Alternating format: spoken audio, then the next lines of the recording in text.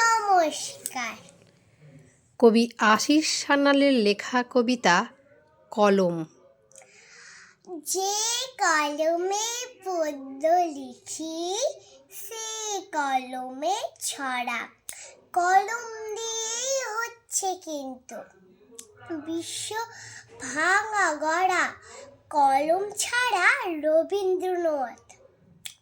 ভাবতে পারো কেউ ইতিহাসের নীল সাগরে কলম তুলে ঢেউ?